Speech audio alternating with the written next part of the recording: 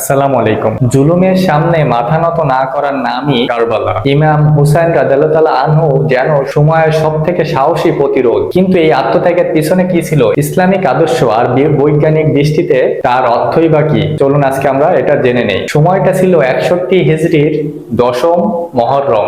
ইমাম হুসাইন রাদিয়াল্লাহু তাআলা আনহু দাঁড়ালেন অন্যায়ের বিরুদ্ধে। যখন ইয়াজিদ চেয়েছিল ইসলামটা তার মতো করে চালাতে, ইসলাম বলে সত্যের পক্ষে দৃঢ় থাকো যদিও তা তোমার বিরুদ্ধে যায়। রাসূলুল্লাহ সাল্লাল্লাহু আলাইহি সাল্লাম বলেছেন, যে ব্যক্তি জুলুম দেখে এবং তা প্রতিহত করে না, সে যেন ওই জুলুমেরই শরীক। ইমাম হুসাইন রাদিয়াল্লাহু তাআলা আনহু এই বাণীগুলোকেই জীবনে বাস্তবায়ন করে দেখিয়েছেন। এখানে আমরা বৈজ্ঞানিক ব্যাখ্যাও দেখতে পারি, কিন্তু ইসলামের এই কথাগুলোতে কিন্তু বিজ্ঞানও কিন্তু দারুণ ব্যাখ্যা দিয়েছে এবং ইসলামের সাথে সাদৃশ্যপূর্ণ। যেমন মানুষ যখন অন্যায়ের বিরুদ্ধে দাঁড়ায় তখন তার মস্তিষ্ক সাহস ও আত্মমর্যাদাবোধ বাড়ে। এটি ঘটে সাধারণত অক্সিটোসিন ও ডোপামিন ও সেরোটোনিন হরমোনের নিঃসরণে। এই হরমোনগুলো সাধারণত মানুষের ভিতরে নৈতিক শক্তি, আত্মবিশ্বাস এবং আত্মত্যাগের প্রবণতা বাড়ায়। দেখুন, ইতিহাসবিদরা বলেন কারবালা শুধু একটা আত্মত্যাগ নয়, এটি সামাজিক প্রতিরোধের বুদ্ধিবৃত্তর একটি চরম উদাহরণ। জার্মান দার্শনিক ফ্রিডরিখ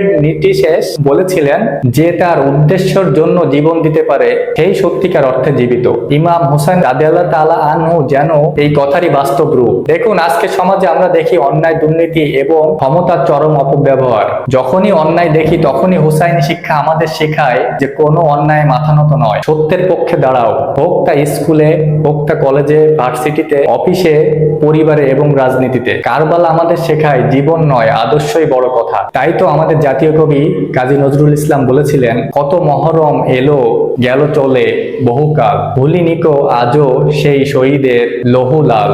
মুসলিম তোরা আজ জয়নাল আবেদিন, ওয়া হোসেনা ওয়া হোসেনি, কেঁদে তাই যাবে দিন। ফিরে এলো আজ সেই মহরম মাহিমা, ত্যাগ চাই মার্শিয়া, ক্রন্দন চাহিনা। তাই পরিশেষে বলা যায়, আজ আমরা যখন চুপ থাকি, হুসাইন রাদিয়াল্লাহু তাআলা মতো মানুষদের আত্মত্যাগ তখন বৃথা হয়ে যায়। তাই আসুন সত্য ইনসাফের পথে নিজেদের জীবন গড়ে তুলি। কারবালা শুধু অতীত নয়, এটা সময়ের চেতনা। আপনি কি কারবালার শিক্ষা মেনে চলতে পারেন? অবশ্যই কমেন্টে জানাবেন এবং ভালো লাগলে পাশে থাকবেন এবং লাইক কমেন্ট ফলো শেয়ার করবেন। ধন্যবাদ।